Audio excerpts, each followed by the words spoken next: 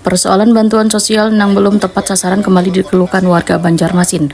Dalam kegiatan reses DPRD, warga meminta adanya pembaharuan data agar bantuan bujur-bujur diterima oleh Nang berhak. Dalam kegiatan reses masa sidang 1 tahun 2026 Nang digelar anggota DPRD Banjarmasin, mantan fraksi PKB Zainal Hakim di kawasan Jalan Padat Karya, Komplek Herdina Perkasa, Blok Kruing Raya nomor 54 RT 64 RW 4 Kelurahan Sungai Andai, Kecamatan Banjarmasin Utara. Jelang tengah hari Ahad 5 April 2026, warga menyampaikan keluhan terkait bantuan sosial yang dinilai belum tepat sasaran.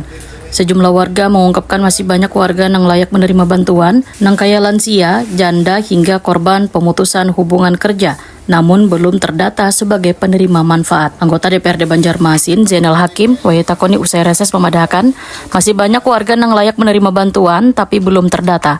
Ini harus menjadi perhatian serius pemerintah. Menurut Zainal Hakim, persoalan validitas data menjadi penyebab utama kada tepatnya penyaluran bantuan sosial di lapangan. Pemerintah diharapkan segera melakukan pemutakhiran data secara menyeluruh, sehingga program bantuan yang kaya PKH dapat tepat sasaran. Jadi ini memang problem kita di setiap kali reses bahwa ternyata memang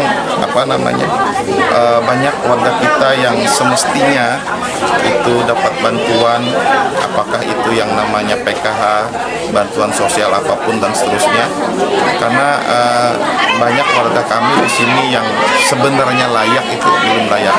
Ada yang sudah lansia, kemudian janda, kemudian juga korban PHK dan seterusnya. Dan ini juga sebenarnya harus menjadi atensi penuh dari pemerintah bahwa terkait dengan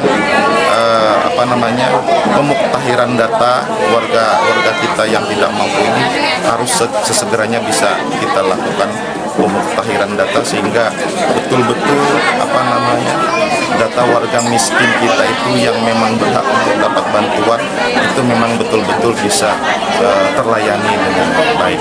Zainal Hakim berharap aspirasi warga dapat menjadi bahan evaluasi pemerintah dalam memperbaiki sistem penyaluran bantuan sosial ke depan. Banjarmasin, maju